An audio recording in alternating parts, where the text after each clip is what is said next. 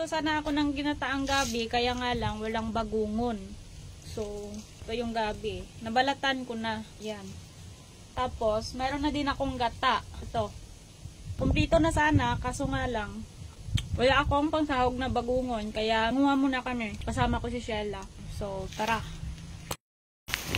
So, ito na at manguha na kami ng bagungon. Papunta na kami doon. So, tingnan nyo naman, umuulan pa. Yan. Medyo blur yung aking video kasi nakalagay sa plastic yung cellphone ko. Ayan na at papunta na kami doon sa kukuhanan namin ng bagungon.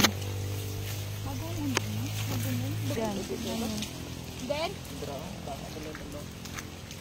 That's why I love her. Hello guys! So ngayon, ewan ko na lang, basta na kami. Para sa bagungon. Ibigay niya marap pa.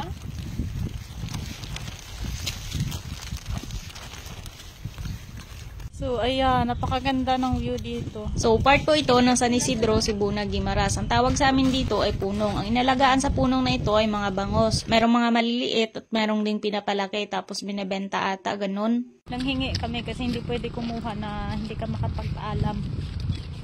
So ayan yung bahay ng ihingian namin.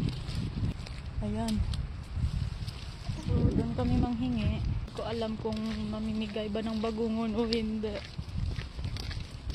Dadaan pa kami sa Taytay. Ito na, napakadulas talaga ba? Oh.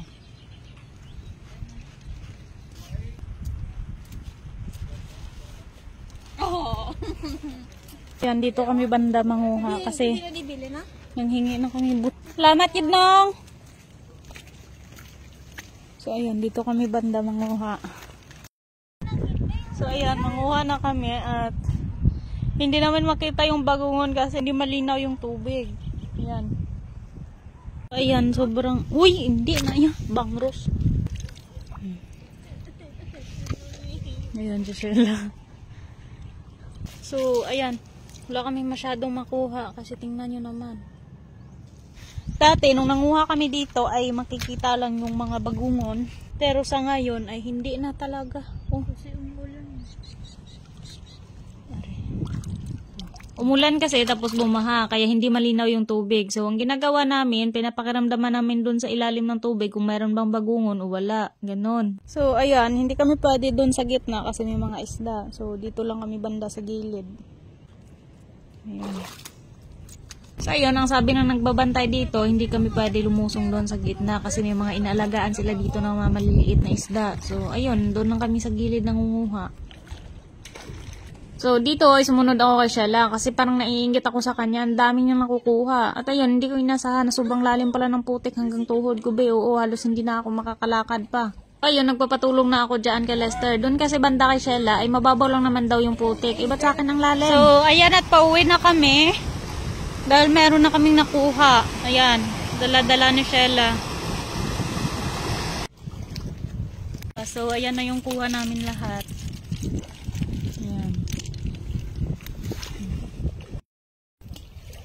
Bagungon o bagungon? Bagungon. Bagungon o bagungon? Bagungon o bagungon? Bagungon. Bagungon. Baguong. So ayun, nadaanan namin yung kangkungan kaya nanguha na rin kami. Dagdag na rin to sa ulam namin.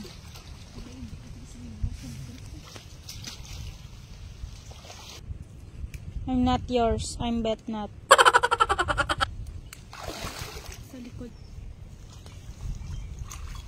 I'm bet to you to me.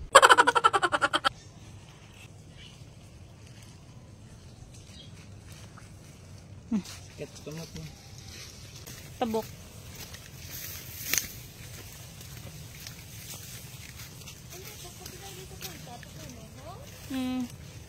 Dara na. Huli nga basa. Nahamot lutak. Araaman ko oh.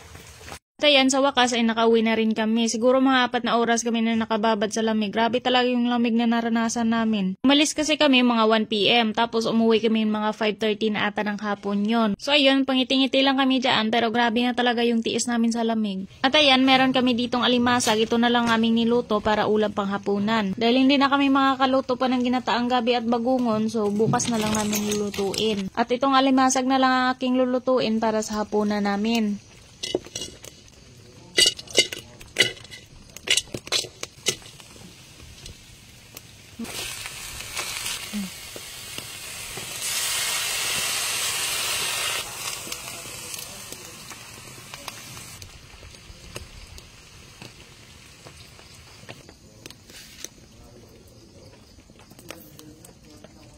Wow.